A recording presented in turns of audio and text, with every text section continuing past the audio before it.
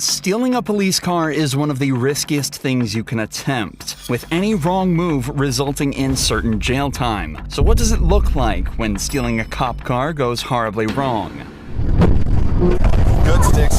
Today we cover exclusive body cam footage of the few times this has happened, starting with the case of a man named Mr. Sanchez in Colorado. Police say he had been purposefully causing accidents and crashing into multiple other vehicles in the area, so they gathered a team of officers and tried to take him down. 379, slowed down, speeds of 28. Hit maneuver, hold traffic. TBI successful. Using a technique called the pit maneuver, or the precision immobilization technique, the cops are able to spin Sanchez's vehicle around and completely stop him in his tracks. Then they rush in to arrest him. But this is far from where the story ends. Out of the vehicle! Out of the vehicle! Out of the vehicle! What's going on? I got dogs all back. What the fuck? Hands behind your back! Hands behind your back! What's going on? My girlfriend fucking shot at me, and I don't know what the fuck's going on. Sanchez frankly looks scared and confused, and even claims he's got no idea what's going on or what he did wrong. But that might at least explain what he does next. After being placed in the back of the patrol vehicle, he manages to bring his handcuffed arms under his legs so that they're in front of him, and proceeds to do this.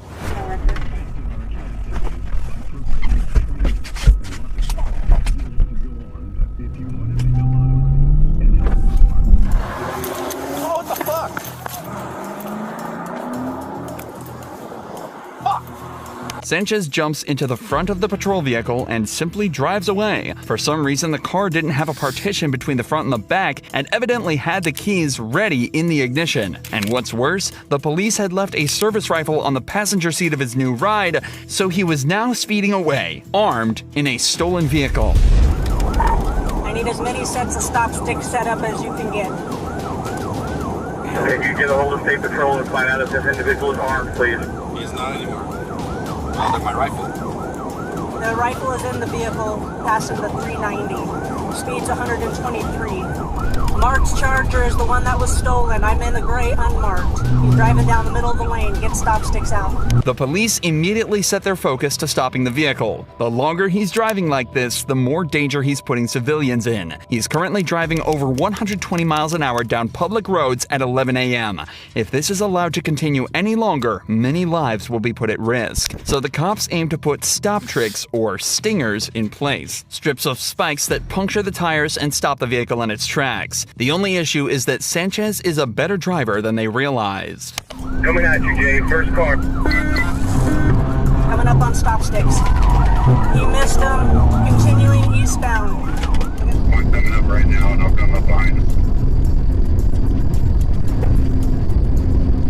Sanchez was able to avoid the stop sticks not once, but twice, and continues to speed down the freeway at increasingly dangerous speeds. However, the cops know exactly where he's going, and if they keep at it, this method will eventually work. What they seem to forget, though, is that taking out a car's tires at 120 miles an hour is an incredibly dangerous feat in its own right. You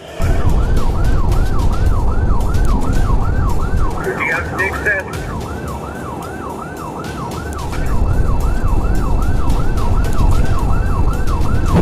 Good sticks. We got a 10.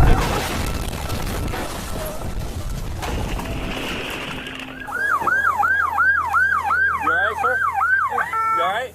Yeah, just jarred. Sanchez crashed into a parked semi-truck at over 100 miles an hour, and after being removed from the wreck and taken to the hospital, he was pronounced dead. Luckily, the semi-truck driver sustained no injuries, and nobody else was hurt in pursuit. But it did come close. This pursuit was allowed to go on for much longer than it should have been, but it's astonishing that it was even able to happen in the first place. And the same goes for our next case, this time in Oklahoma.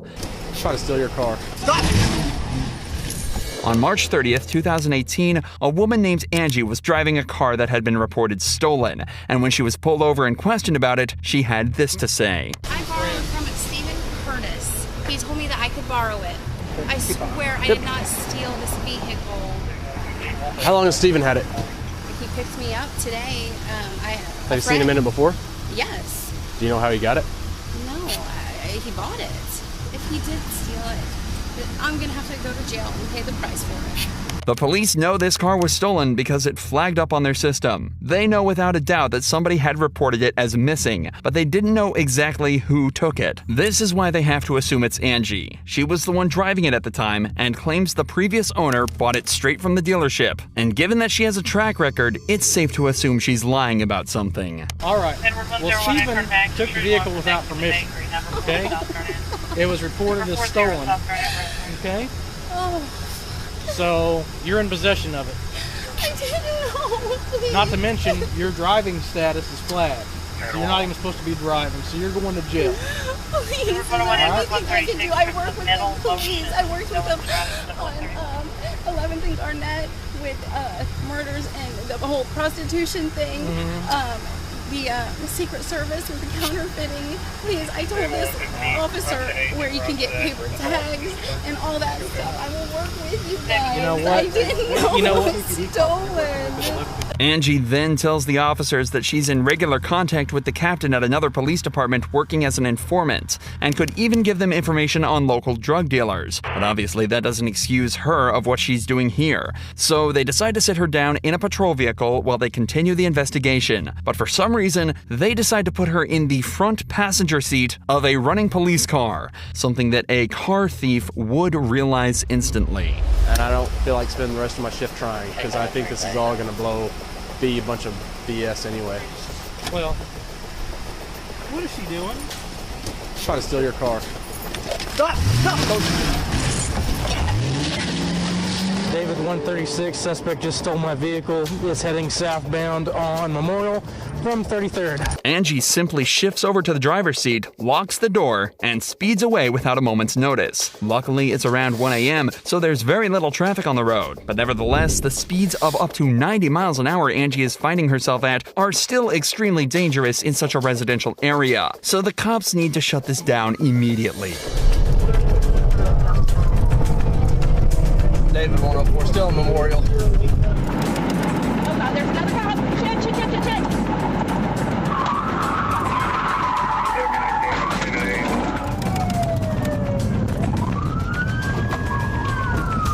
David 104. Oh God. Check. Stop.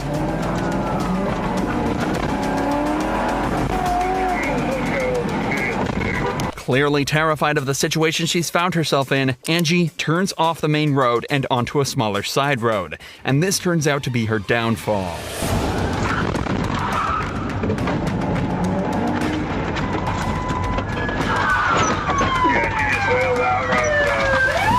Cornered, Angie realizes her only option is to bail from the vehicle and sprint away. But the cops are trained for situations just like this, and she'll have a hard time staying out of their grasp for long, especially while she's handcuffed. Is that her right there?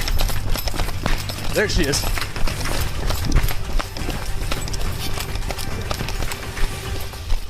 Come here now!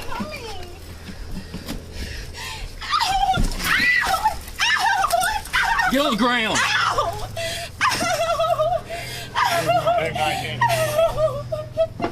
Put your hands over your head. Put your hands over your head. Will somebody unhook her head so we can put them back on her back? Oh, please. If it's an adrenaline rush Angie was after, she sure got it. But that also comes coupled with a considerably larger sentence than she was originally facing. And the cops make sure to let her know how bad of an idea that really was. I've seen some stupid stuff, but my gosh. Andy hit a car with it? You guys told me that I was going to jail for something that I did not do. You just stole a police car. Now I'm going to jail for something I did. Well, there we go. Silver linings. At least she was right about the prison part, as after a fairly short trial where she pleaded guilty, Angie was sentenced to 3 years behind bars. For crime videos like this, make sure you're subscribed to see more.